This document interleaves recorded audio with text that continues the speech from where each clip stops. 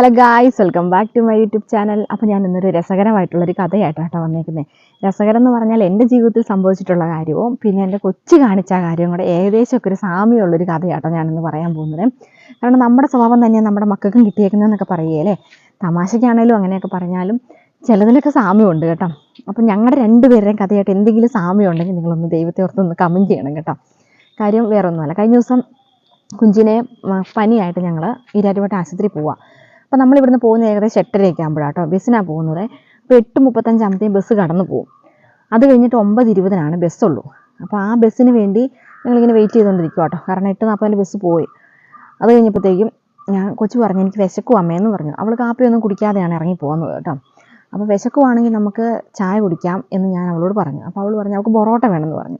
അപ്പോൾ നമ്മൾ ബസ് കയറാൻ നിൽക്കുന്നിടത്ത് ചെറിയൊരു ബേക്കറി മാത്രമേ ഉള്ളൂ കേട്ടോ. അപ്പം ബേക്കറി അടച്ചു വിട്ടേക്കുവാണ്.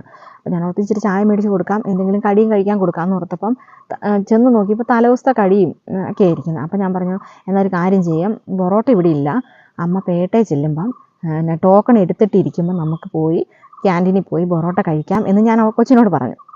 കൊച്ചു പറഞ്ഞു എനിക്കിപ്പോൾ വേണമെന്ന് പറഞ്ഞു പൊറോട്ട. ഞാൻ പറഞ്ഞു, മോനെ ഇവിടെ ബേക്കറിയിൽ പൊറോട്ട ഇല്ല, അപ്പം കൊച്ചൊരു കാര്യം ചെയ്യും, പൊറോട്ട മേടിച്ച് തരണമെന്നുണ്ടെങ്കിൽ പേട്ടയ്ക്ക് പോകാമെന്ന് പറഞ്ഞു. ഇവൾ അവിടെ വെച്ച് അങ്ങോട്ട് ബഹളം തുടങ്ങി കേട്ടോ. സ്റ്റാൻഡിൽ വെച്ച് തന്നെ ബഹളം തുടങ്ങി. ഭയങ്കരമായിട്ട് കാറി കിടന്ന് മറിയുക കേട്ടോ.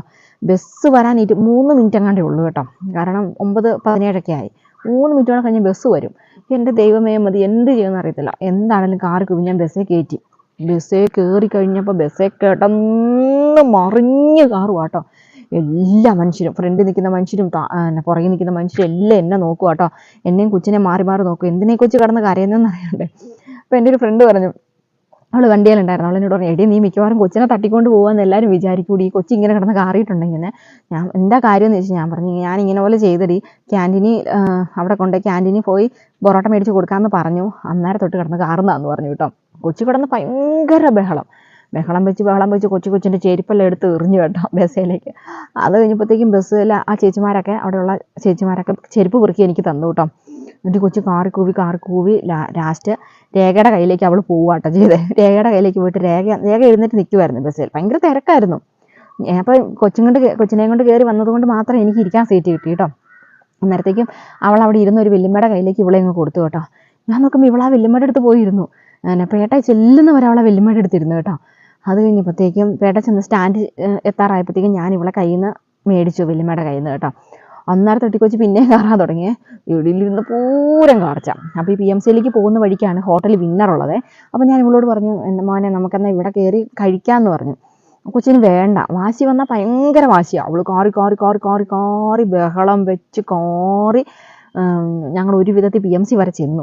PMC ചെന്ന് ഞാൻ ചീട്ടെടുത്തിട്ട് വെയിറ്റ് ചെയ്തിരിക്കുക കേട്ടോ. ചീട്ടെടുക്കാൻ വേണ്ടി പോയി നിന്ന് കഴിഞ്ഞപ്പോഴത്തേക്ക് ഇവൾക്ക് കാർച്ചയും ബഹളം. അപ്പോൾ ഇവൾ എന്നെക്കാളും സുരക്ഷിതം വേറൊരാളുടെ കൈ കിട്ടുമെന്ന് ഓർത്ത് അവൾ അടുത്ത് നിന്ന് ചേച്ചിയുടെ കയ്യിലേക്ക് ചാടി പോവുക എടുക്കാൻ വേണ്ടി. കൈ ഇങ്ങനെ കാണിച്ചുകൊണ്ട് നിൽക്കുക കേട്ടോ. ചേച്ചി എടുത്തൊന്നുമില്ല, ചേച്ചി ഓർത്ത് തന്നെ കൊച്ചി ഇങ്ങനെ കാണിക്കുന്നതാണ്. അപ്പോൾ എനിക്ക് മനസ്സിലായി അവൾ എൻ്റെ അടുത്ത് നിന്ന് രക്ഷപ്പെടാനുള്ള പരിപാടിയാണ്. അത് കഴിഞ്ഞപ്പോഴത്തേക്കും ചീട്ടെടുത്തിട്ട് ഞങ്ങൾ കുറച്ച് നേരം അവിടെ പോയി ഇരുന്ന് കഴിഞ്ഞപ്പോഴത്തേക്കും വേറൊരു ചേച്ചീനെയും കൊച്ചിനെയും കണ്ടു കേട്ടോ.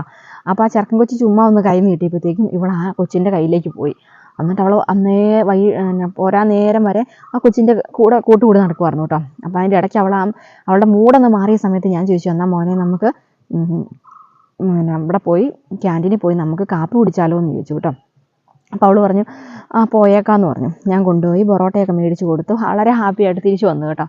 തിരിച്ചു വന്നിട്ട് അവളിരുന്നു കേട്ടോ. അപ്പം ഞാൻ ഇത് പറയാനുള്ള കാരണം എന്ന് വെച്ചാൽ എൻ്റെ ലൈഫിൽ ഇത് സെയിം സംഭവം നടന്നിട്ടുണ്ട് കേട്ടോ. എൻ്റെ സംഭവം കണ്ടിട്ടുണ്ടെങ്കിൽ നിങ്ങൾ കേട്ടിട്ടുണ്ടെങ്കിൽ അത് കുഞ്ഞല്ലേ, നീ വലിയ മുതുക്കി, നിനക്ക് ഇതെന്തുകൊണ്ടാണ് നീ അങ്ങനെ കിടന്ന് വഴക്കുണ്ടാക്കിയെന്ന് ഓർക്കും കേട്ടോ. അപ്പോൾ ഞാൻ എൻ്റെ അമ്മയുടെ കൂട്ടത്തിൽ ഡിഗ്രിക്ക് പഠിക്കുന്ന സമയം കേട്ടോ. കുഞ്ഞൊന്നുമല്ല, 18 വയസ്സൊക്കെ, 19 വയസ്സുണ്ട് കേട്ടോ. ഡിഗ്രി പഠിക്കുന്ന സമയത്ത് ഞാൻ അമ്മയുടെ കൂട്ടത്തിൽ രാജക്കാടിന് പോയി കേട്ടോ. അപ്പം നമ്മൾ ഈ അമ്മമാരുടെ കൂട്ടത്തിലും അച്ഛന്മാരുടെ കൂട്ടത്തിലൊക്കെ പോകുന്നതെന്ന് പറഞ്ഞാൽ എന്തെങ്കിലും തിന്നാൻ കിട്ടുമെന്ന് ഓർത്താട്ടോ. അന്നും അതെ ഇന്നും അതെ കേട്ടോ. ആരെങ്കിലൊക്കെ കൂട്ടത്തിൽ പോകുന്ന ആരെങ്കിലൊക്കെ എന്തെങ്കിലും ചായയൊക്കെ മേടിച്ച് തരുമായിരിക്കും നോക്കി ഓർത്താം. അപ്പം അന്ന് കോളേജിലൊക്കെ പോകുന്ന സമയമാണ്. അപ്പം നമ്മളങ്ങനെ പുറത്തൊന്നും ഞങ്ങളങ്ങനെ പോകാറില്ല, വേറെ കടകളിലൊന്നും കയറി കഴിക്കാറൊന്നുമില്ല കേട്ടോ. അപ്പം ഈ അച്ഛയുടെ അമ്മയുടെയും കൂട്ടത്തിൽ പോകുമ്പോൾ കഴിക്കുന്നത് മാത്രമേ ഉള്ളൂ. അപ്പം രാജക്കടി എന്ന് കഴിഞ്ഞപ്പോൾ അമ്മ എന്നോട് ചോദിച്ചു എന്താ വേണ്ടതെന്ന് ചോദിച്ചു കേട്ടോ. അപ്പോൾ എനിക്ക് പുറത്തിറങ്ങി ഒരു ഗ്ലാസ് ചായയും എന്തെങ്കിലും കടി മാത്രം മതി, വേറെ ഒന്നും എനിക്ക് വേണ്ട. പൊറോട്ട വേണമെന്ന് വലിയ വലിയ സാധനങ്ങളൊന്നും വേണമെന്നൊന്നുമില്ല കേട്ടോ. പക്ഷെ എനിക്ക് ചായയും കടിയും നിർബന്ധമായിട്ടും വേണം കേട്ടോ. അങ്ങനെ ഞാനും അമ്മയുടെ കൂട്ടത്തിൽ രാജക്കാടിന് പോയി. രാജക്കാട് ചെന്ന് കഴിഞ്ഞപ്പം ഞങ്ങൾ സാധനങ്ങളൊക്കെ മേടിക്കാൻ ഇറങ്ങിയതാണ് കേട്ടോ. സാധനങ്ങളൊക്കെ മേടിച്ചു. അന്നേരം അമ്മ ചോദിച്ചു, ഞാൻ ഈ ഹോട്ടലിൻ്റെയൊക്കെ ഫ്രണ്ടിലത്തെ ബോർഡും പിന്നെ അലമാരിയും അങ്ങനത്തെയൊക്കെ നോക്കിയാണ് കടയിൽ കയറുള്ളൂ. വൃത്തിയുള്ളിടം നോക്കും, അതുപോലെ തന്നെ ഇതെല്ലാം ഞാൻ നോക്കും കേട്ടോ. ഇതെല്ലാം നോക്കിയ ശേഷം മാത്രമേ ഞാൻ കടയിൽ കയറുള്ളൂ കേട്ടോ. അങ്ങനെ ഞാൻ 1, 2, 3 കടകളിൽ ഞാൻ നോക്കി കേട്ടോ എങ്ങനെയുണ്ട്. അലമാരി നിറച്ച് പലഹാരമൊക്കെയുള്ള കടയാണ് ഞാൻ കയറുവേ. പലഹാരമൊക്കെ തീർന്നിരിക്കുന്ന കടയാണ് ഞാൻ കയറിയല്ല കേട്ടോ. അങ്ങനെ അലമാരി നിറച്ച് പലഹാരമായിട്ട് ഇരിക്കുന്ന ഒരു കട കണ്ടു. അപ്പോൾ കണ്ടു കഴിഞ്ഞപ്പോൾ അതൊരു വൃത്തിയില്ലാത്ത കട കേട്ടോ. അങ്ങനെ 2, 3 കടകൾ ഞാൻ വട്ടം ചുറ്റി നടന്നിട്ട് ഇങ്ങനെ നടന്നു കഴിഞ്ഞപ്പോഴാണ് അവിടെ ബസ് കിടക്കുക കേട്ടോ. അവിടെ രാജകുമാരി പൂപ്പാറയ്ക്കുള്ള ബസ് കിടക്കുക. അപ്പം നമുക്കതേ കയറിയ നടുമറ്റം സിറ്റിയിൽ വന്ന് ഇറങ്ങാം കേട്ടോ. അപ്പം ഞാൻ നോക്കുമ്പോൾ അമ്മ ചാടിയ ബസ്സിൽ പോയി കയറി കേട്ടോ. ദേണ്ട ബസ് കിടക്കുന്നു, ഇനി ആ ബസ് പോയി കഴിഞ്ഞാൽ ഇനി എപ്പോൾ ബസ് കിട്ടാനാന്ന് ഓർത്ത് അമ്മ പോയി ഓടിപ്പോയി ആ ബസ്സിൽ പോയി കയറി. ആ സ്റ്റാൻഡിൻ്റെ ബസ് കയറാൻ നിൽക്കുന്ന സ്ഥലത്തിൻ്റെ തൊട്ടടുത്തൊരു ചായക്കടയുണ്ട്. അപ്പോൾ അവിടെ നിന്ന് ചായ കുടിക്കാമല്ലോ എന്നോർത്താണ് ഞാൻ അതിൽ രാജക്കാട് മൊത്തം വട്ടം ചുറ്റി ആ സ്ഥലത്ത് വന്നത്. ഞാൻ നോക്കുമ്പോൾ അമ്മ പോയി ബസ്സിൽ കയറി, അമ്മയുടെ പുറകെ ഞാൻ പോയി കയറി. ഞങ്ങൾ കയറിയ വഴി ബസ് എടുത്തു കേട്ടോ. എനിക്കങ്ങോട്ട് കണ്ണ് നിറഞ്ഞിട്ട് ഒരു രക്ഷയില്ല. ഞാൻ കാറുവാണേ. കാറുന്നതിനൊപ്പം എനിക്ക് അരിശം വന്നോണ്ടല്ലോ ഞാൻ അമ്മയുടെ കയ്യെല്ലാം ഞുള്ളിപ്പറിച്ച്, എൻ്റെ പ്രായം നോക്കണം, 18, 19 വയസ്സുണ്ട്. ആ സമയത്താണ് കൂട്ടിക്കണം. ഞാൻ അമ്മയുടെ കയ്യെല്ലാം പറിച്ച് ഭയങ്കരമായിട്ട് ഞുള്ളിപ്പറിച്ച് നടുമറ്റ സിറ്റി വരെ ഞാൻ ഞുള്ളിപ്പറിച്ചു കേട്ടോ. ഞുള്ളിപ്പറിച്ചിട്ട് ഞാൻ സിറ്റിയിൽ വന്ന് ഇറങ്ങി കഴിഞ്ഞപ്പോൾ അച്ഛൻ അവിടെ നിൽപ്പുണ്ട്. അച്ഛനെ കണ്ടപ്പോഴത്തേക്കും ഞാൻ, അച്ഛേ അമ്മ എനിക്ക് ചായ മേടിച്ച് തന്നില്ല എന്ന് പറഞ്ഞു കാറി കഴിഞ്ഞപ്പോഴത്തേക്കും അച്ഛൻ പറഞ്ഞു, നീ എന്നാടി കൊച്ചിന് ചായ മേടിച്ച് കൊടുക്കാത്തതെന്ന് പറഞ്ഞു. അന്നേരത്തേക്കും ബസ് വന്നായിരുന്നു ചേട്ടാ, അതുകൊണ്ടാണ് ചായ മേടിച്ച് കൊടുക്കാത്തതെന്ന് പറഞ്ഞു കേട്ടോ.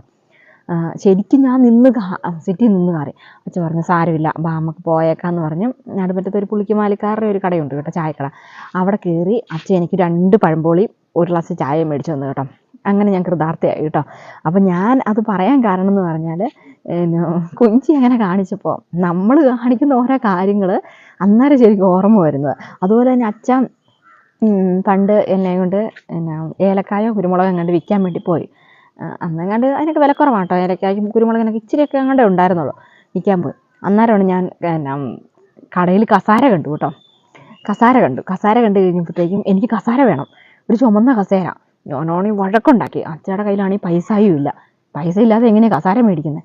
ഞാൻ പറഞ്ഞു എനിക്ക് കസാര വേണമെന്ന് ഞാൻ പറഞ്ഞു. അങ്ങനെ കിടന്ന് കൂവി ബഹളം വെച്ച് പൈസ ഇല്ലാത്തതുകൊണ്ട് അച്ഛൻ പോയി നമുക്കന്ന് ട്രിപ്പ് ജീപ്പ് ഉണ്ട് കേട്ടോ, അങ്ങോട്ടേക്ക് നടുപറ്റ സിറ്റിയിലേക്ക് ട്രിപ്പ് ജീപ്പ് ഉണ്ട് രാജകുമാരിയിൽ നിന്ന്.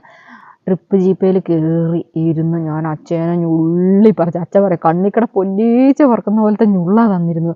അനങ്ങാൻ പറ്റുമോ, എന്തെങ്കിലും ബഹളം വെക്കാൻ പറ്റുമോ, വഴക്ക് കൂടാൻ പറ്റുമോ? കാരണം ട്രിപ്പ് ജീപ്പിൽ നിറച്ച ആൾക്കാരിരിക്കുക. അവിടെ ഇരുന്ന് കൂവി ബഹളം വെച്ച് വന്നു കേട്ടോ. അങ്ങനെ പല കാര്യങ്ങളും എനിക്കങ്ങനെ സാമ്യം തോന്നാറുണ്ട്. അതുപോലെ തന്നെ വേറൊരു കാര്യം എന്ന് വെച്ചിട്ടുണ്ടെങ്കിൽ ആദ്യമായിട്ടുണ്ടായ കൊച്ചാണ് ഞാനെന്നുള്ളതുകൊണ്ട് ഒരുപാട് കൊഞ്ചിച്ചും ഒരുപാട് സാധനങ്ങളൊക്കെ മേടിച്ച് തന്നെ എന്നെ വളർത്തിയത് കേട്ടോ. അങ്ങനെ പള്ളിപ്പെരുന്നാളിനൊക്കെ പോകുമ്പോൾ അച്ഛൻ എല്ലാ സാധനം മേടിച്ച് തരും കേട്ടോ. പൈസ ഇല്ലെങ്കിലും ഉള്ള അനുസരിച്ച് ഞങ്ങൾക്ക് എല്ലാ സാധനം മേടിച്ച് തരുമായിരുന്നു കേട്ടോ. എന്നിട്ട് ഒരു തവണ രാജകുമാരി പള്ളിപ്പെരുന്നാളിന് പോയപ്പം കൊച്ചിന് എന്നാ വേണ്ടതെന്ന് ചോദിച്ചു കേട്ടോ. അങ്ങനെ പാവയും വളയും മാലയും, നമുക്കന്ന് പെണ്ണുങ്ങൾക്കൊക്കെ വളയും മാലയാണ് കൂടുതലും മേടിക്കുന്നത്. പാവേനേക്കാളൊക്കെ കൂടുതൽ മേടിക്കുന്ന വളയും മാലയും എന്താ പറയുക പൊട്ടും അങ്ങനെ കുറേ ക്ലിപ്പും അങ്ങനത്തെ സാധനങ്ങളൊക്കെ എല്ലാ സാധനവും മേടിച്ചു വന്നിട്ട് ലാസ്റ്റ് അച്ഛൻ എന്നോട് ചോദിച്ചു ഇനി എന്നാ കൊച്ചിന് വേണ്ടതെന്ന് ചോദിച്ചേ.